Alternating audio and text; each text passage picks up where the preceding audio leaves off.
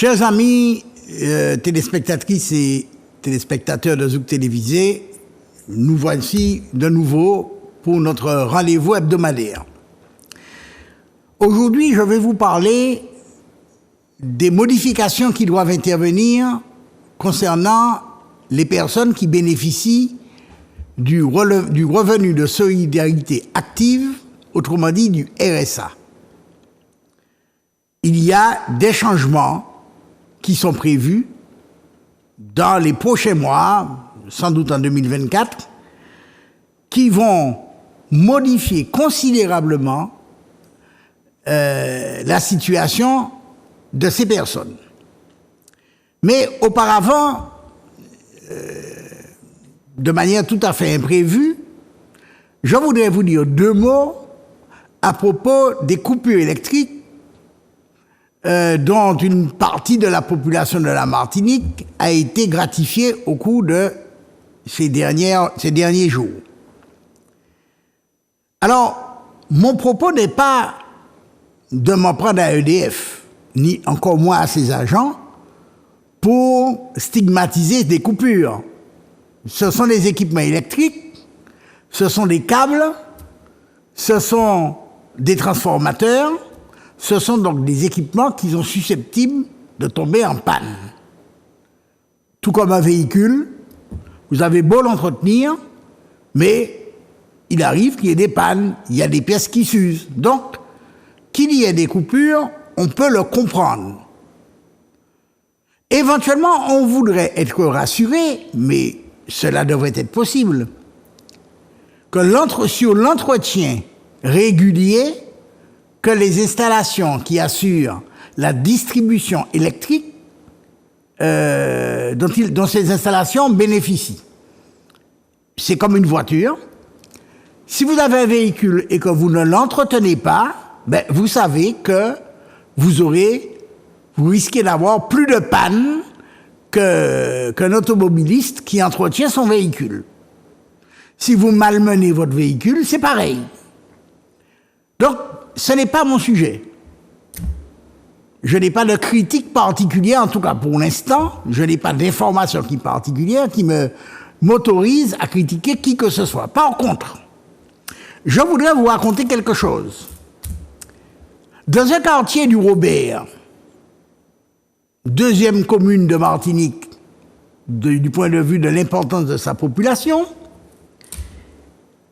il y a un transformateur en tête de poteau qui est tombé en panne samedi 29 avril.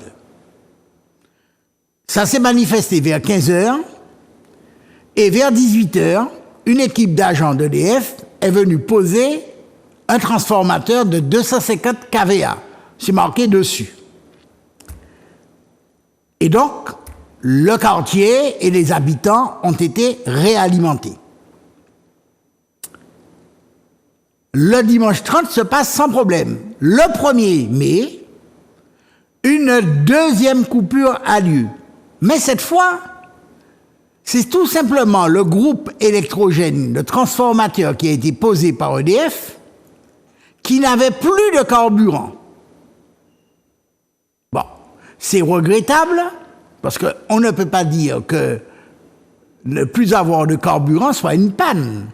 D'autant qu'il était assez facile de faire le plein la veille ou le jour même. Donc, nouvelle panne du groupe, ça ne marche pas. Le soir, vers 17h30, 18h, des agents d'EDF sont passés pour réalimenter le groupe électrogène. Et tout rentre dans l'ordre. Du moins, c'est ce que chacun pouvait penser. Mais voilà, le mardi 2 mai, donc le lendemain, 18, ça fait même pas 24 heures, à 3h40 du matin, nouvelle coupure, pour la même raison, pas de carburant. Là, ça paraît bizarre, parce que ça veut dire que la quantité de carburant qui a été mise le lundi 1er mai au soir était insuffisante. Donc, nouvelle coupure. cela est signalé à EDF qui intervient le matin vers 8h30 et le groupe électrogène redémarre. Vendredi 5 mai, aujourd'hui par conséquent, à 1h30 du matin, encore une coupure pour le même motif. Pas de carburant. Alors, je trouve que la répétition de ce problème interroge. Est-ce qu'il faut comprendre qu'EDF ignore quelle est la consommation de ces appareils? Mais, mesdames, messieurs, téléspectatrices et téléspectateurs, vous qui avez sans doute un véhicule, cela vous arrive-t-il de rester en panne d'essence sur le bord du chemin? Quand vous voyez que l'indicateur, le témoin de la jauge de carburant, le témoin de carburant vient sur la réserve, n'allez-vous pas dans une station vous réapprovisionner? C'est ce que tout le monde fait. Quand j'étais enfant, cela arrivait. On voyait des gens qui prenaient panne d'essence sur la route. Ben, c'était souvent de vieilles voitures et étaient obligés de faire du stop pour aller chercher du carburant. Ben, ça fait belle lurette que c'est extrêmement rare. Tous les véhicules sont venus d'une jauge et en général, ça fonctionne très bien. Par conséquent, chaque automobiliste sait qu'à un moment donné, il faudra bien qu'il fasse le plein, en tout cas qu'il remette de l'essence dans son bac, ou alors qu'il reste chez lui et qu'il garde son véhicule s'il ne peut pas refaire de l'essence. Eh bien, tout le monde le sait, apparemment sauf EDF, puisque à 3 reprises, le groupe électrogène posé dans ce quartier du Robert, qui s'appelle Duchesne, et s'est arrêté faute de carburant. C'est assez curieux qu'une entreprise de la taille d'EDF, de la compétence d'EDF, ne sache pas maîtriser un détail aussi anodin. Vraiment. Donc, il n'y a pas qu'au Fort-de-France qui a été impacté par les coupures. Ça se passe ailleurs. Mais évidemment, quand c'est en commune, c'est moins visible. Quand c'est à la campagne, c'est moins visible. Quand c'est à Fort-de-France, c'est très visible parce que le nombre de foyers impactés par les coupures est bien plus important. Dans les quartiers ruraux, à la campagne, évidemment, l'habitat est moins concentré et il y a moins de monde. Donc je voulais vous parler de ça et à l'occasion de ces coupures EDF dont une partie de nos compatriotes ont ressenti. Alors, j'en viens maintenant à la question du RSA. Donc, c'est une mesure qui est dans les tuyaux depuis pas mal d'années. Pour percevoir le RSA, les allocataires devront travailler 15 à 20 heures par semaine. Ou plus exactement, réaliser une activité 15 à 20 heures par semaine. Alors, avant d'entrer dans le vif du sujet, je vais quand même rappeler que le RSA, c'est un petit peu plus de 607 € pour une personne seule, 911 €, un peu plus pour un couple, et 1276 € si ce couple a 2 enfants.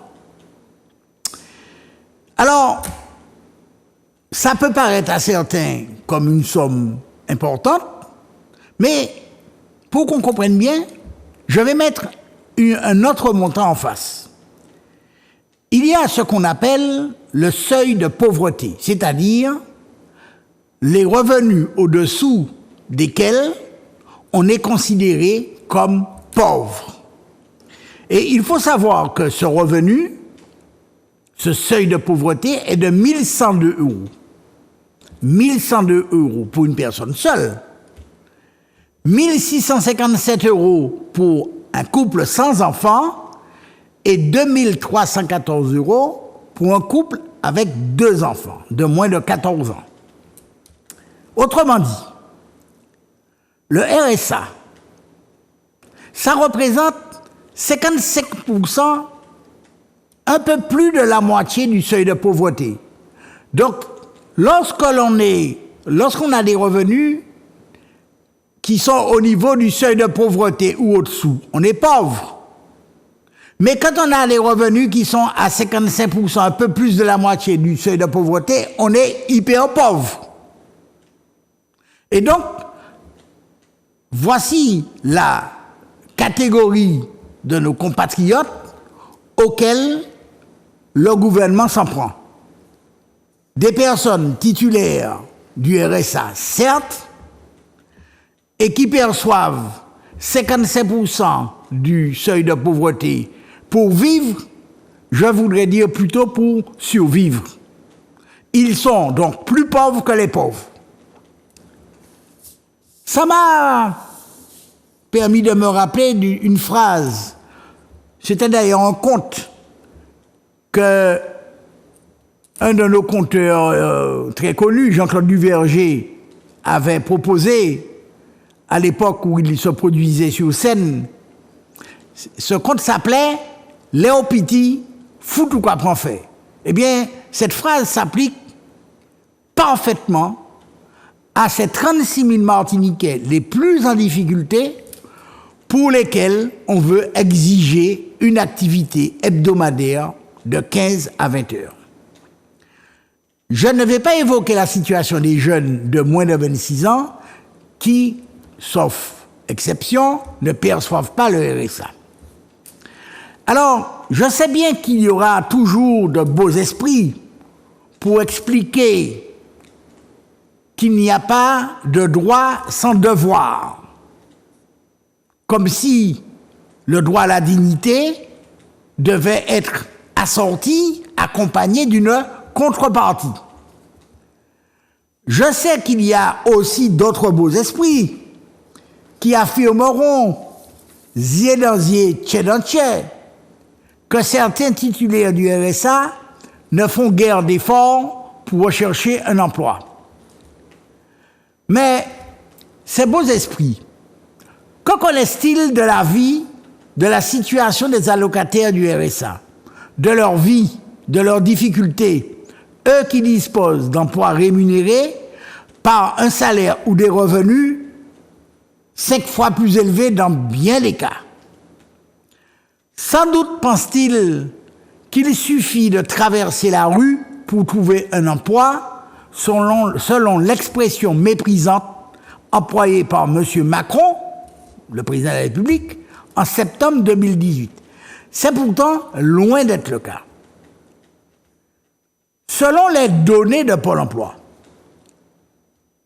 si le nombre de demandeurs d'emploi de catégorie A, c'est-à-dire les demandeurs d'emploi qui n'ont pas travaillé, a diminué d'un peu moins de 10%. Les demandeurs d'emploi de catégorie B et C, c'est-à-dire des demandeurs d'emploi qui ont une activité réduite, ils ont travaillé à temps partiel par exemple, ont augmenté de 16% sur la même période. Autrement dit, si l'emploi précaire, si le chômage, régresse de 10%, la précarité augmente, elle, de 16%.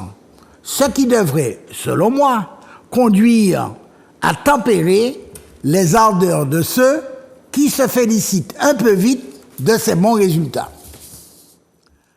Pour un chômeur, obtenir un emploi précaire avec une activité réduite ne lui permet d'avoir non un SMIC à temps plein pour 35 heures par semaine, c'est-à-dire 1 383 € net par mois, mais par exemple un peu plus de 968 € si le temps de travail, la durée de travail hebdomadaire est de 24h30 par semaine. Par exemple, 70% de temps plein. Or, on le sait, beaucoup de secteurs consomment ce type d'emploi. C'est d'abord le cas du secteur des services à la personne, à domicile, où le temps partiel est quasiment la règle. C'est aussi parfois le cas des hôtesses de caisse dans les hypermarchés et bien entendu dans les métiers de la restauration. On peut comprendre dans ces conditions que les offres d'emploi précaires ne trouvent pas preneur. Contraintes d'une manière ou d'une autre, les allocataires du RSA à exercer une activité entre 15 et 20 heures par semaine ne va évidemment pas arranger les choses, d'autant plus que pour l'instant, le projet du gouvernement est flou. S'agira-t-il de travail gratuit ou de bénévolat obligatoire? Si ça n'est pas le cas, ces 15 à 20 heures seront-elles rémunérées?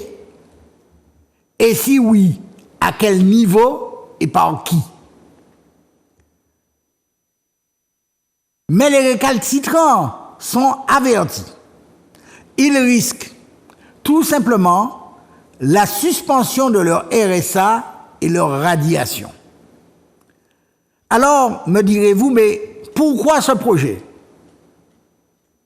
Pourquoi s'en prendre aux catégories les plus démunies de notre société? C'est d'abord une réforme idéologique. Pour M. Macron et ses semblables, les demandeurs d'emploi,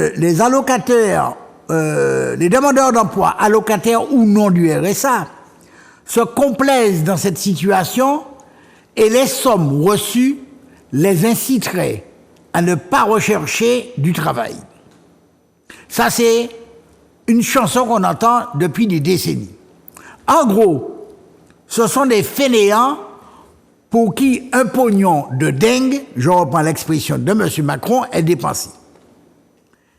Il y a une deuxième raison.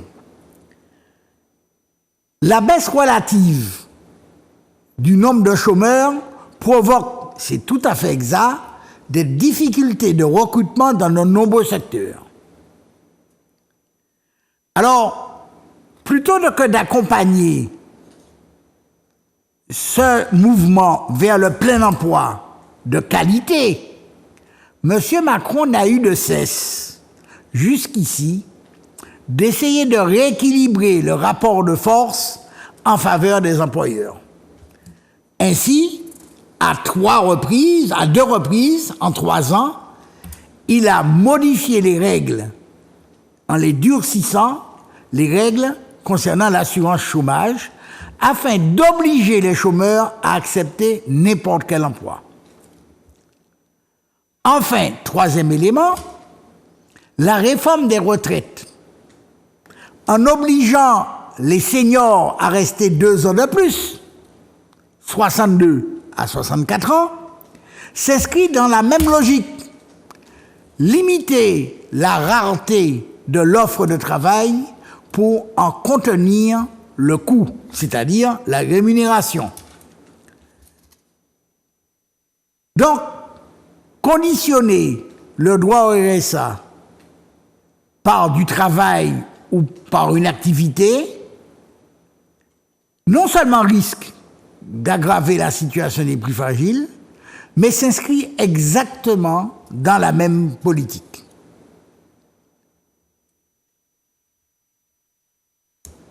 Alors, en Martinique,